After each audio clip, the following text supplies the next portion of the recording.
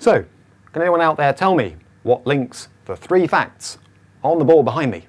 And the answer is no, because I'm trapped in a small video room and you're out there. All right, but if you were in here, okay, 14 years, the Queen's banker, Coutts & Co, and Spanish output, or GDP. What would link those 3 terms? The answer, money laundering. Okay, so today's video is all about money laundering. It's very topical right now. Coutts & Co, the latest bank, okay, to fall foul of the regulator, the Financial Services Authority, who've slapped a fine on them for failure to follow regulations, failure to check out certain clients carefully enough. All right, Spanish GDP, that's the amount that it's been estimated is lost every year to money laundering related activity of one sort or another. So whatever it is, it's big. And 14 years is the maximum penalty plus an unlimited fine that can be landed on you in this country for being a money launderer. So it's taken pretty seriously for a financial crime. 14 years is a long time in prison. Right, so money laundering. What is it? Okay, how do the authorities go about trying to stop it? Keep that fairly brief. And how can you avoid being caught up in it? All right, this is a guide not to how to be a money launderer, but how not to be a money launderer. Right, so 14 years in prison, that's a lot for financial crime, and that's because money laundering, the regulators define as taking the proceeds of crime and converting them into legitimate funds. Right, that's regulator speak, lawyer speak. I would say it's taking hot money from a dodgy deal and turning it into money that you won't get clobbered for holding or spending. Disassociating the crime and the money from the final transaction where you spend your ill-gotten gains on that yacht or that fast car or that flash house, all right? And that process, okay, of disassociating criminal funds from their final target, okay, which is probably a hedonistic, nice lifestyle as a money launderer, is what money laundering regulations are aimed to try and sort of stop and combat, all right? Now, regulators reckon that money launderers use 3 stages to convert hot money. Now, what is hot money? All right, well, you need a crime, and there are some pretty serious crimes linked to laundered money. So the crime might be a drugs deal, okay? It might be terrorist activity, it might be arms sales, okay? It might be fraud, it might be tax evasion, all right? Some pretty nasty stuff. So imagine I do a drugs deal, okay, and I've got hot money, okay? The first thing I need to do, regulators would say, is place it. Placement is getting rid of that hot money initially, right? That's where I'm most likely to get caught, by the way, and we'll look at some examples in a moment. Then I layer up that hot money. I muddy the waters by doing a series of largely pointless transactions commercially just to make it difficult to trace where the money's gone. And then I integrate the funds back into the economy by spending the money, hoping that what I spend is nice and clean and can't be traced. Now, money launderers do not sit around in small rooms going, Brian, have we layered for long enough? Should we integrate now? All right, so let's put it down into English terms. You will hear placement, layering, integration. Placement, getting rid of hot money. Layering, muddying the waters. Integration, spending your clean cash. All right, so what does that mean in practical terms? Well, placing, you've just done a deal, sold some drugs, for example, got hot money, got money you can be arrested for holding, it's linked to a crime after all, okay? What are you going to do next? You got away with the crime, what about the cash? Okay, well, essentially, money laundering linked transactions are often the ones that are too good to be true. This is where you need to watch out, okay? Somebody offers you a set of terms that are too good to be true. So some spurious examples, but they're actual real life examples too. You're running a building firm. Building firms are always short of cash, okay? Some bloke in a flash suit and a pair of shades walks up to you and says, Tim, I think I can help you with your cash flow problems here, all right? I operate outside the main banking system. What I'm able to do is offer you a short-term loan, okay, at a really, really low competitive interest rate with an option, okay, to have the loan called in early if I need to, okay? And because I might call in the loan early, okay, I'll let you pay me back much less than I'm going to lend you, okay? So the builder thinks it's too good to be true. Fantastic, I'll take some of that. I need the money. So he borrows £1 million off this dodgy character, pays a very low interest rate, and sure enough, the same dodgy character turns up and says, I need to call in this loan early, okay? If you, the builder, can give me, say, 3/4 of the amount, we'll write it off. The builder thinks it's brilliant. Okay, I borrowed money, which I couldn't get from anywhere else. I paid a low rate of interest, and now I can get rid of my debt for much less than I borrowed.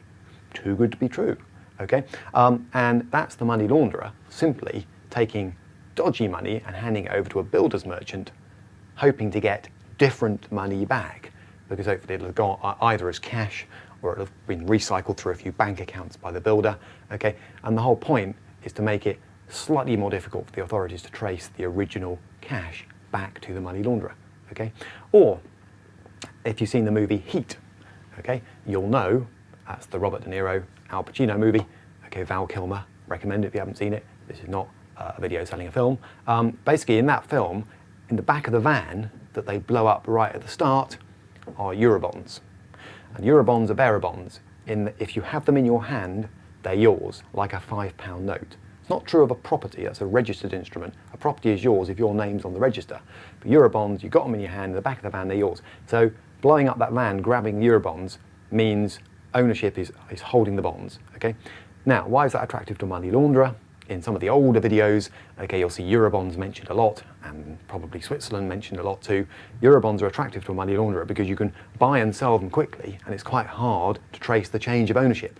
So in that middle stage, the layering, where you're just trying to make it difficult for the authorities to work out what's going on by just doing a series of transactions that have no commercial purpose really. You don't even mind if they're profitable as a money launderer.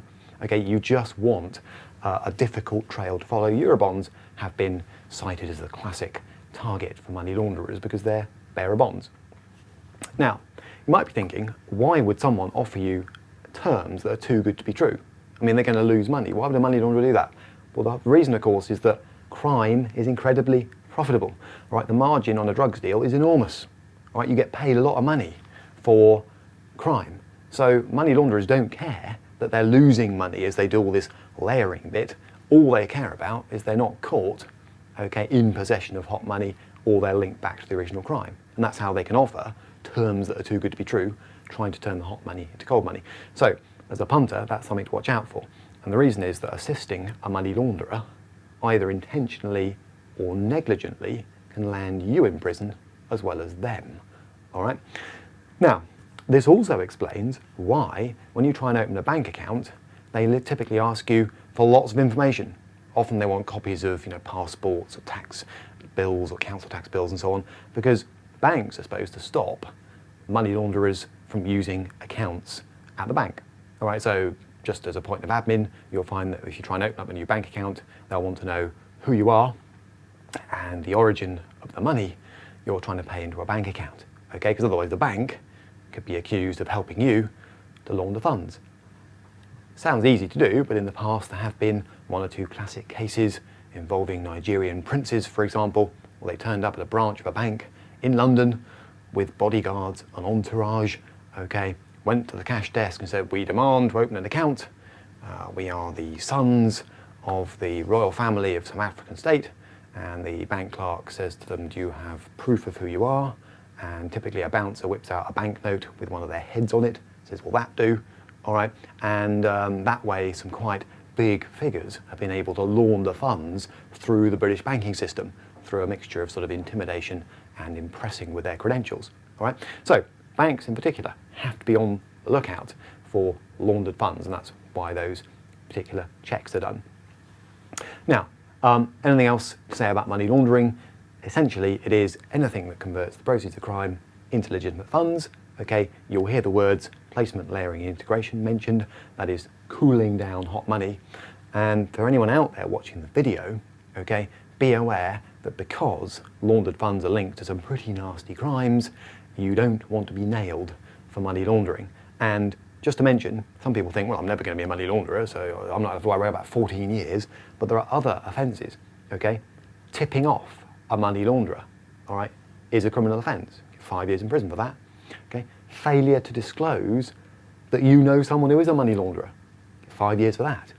And simply a failure to follow the regulations, that's more relevant for people who work in, say, banks, for example, can get you 2 years in prison. All right? So don't think you've got to be a money launderer directly associated with crime in order to potentially get nailed under these pretty severe regulations.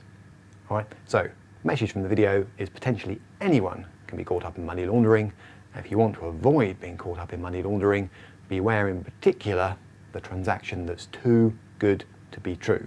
Because if it's not linked to money laundering, chances are it's linked to something else that's dodgy, like Ponzi fraud. And if you want to know more about that, take a look at my video on Ponzi fraud. Another one is insider dealing. You want to find out what that's all about, take a look at my separate video on insider dealing.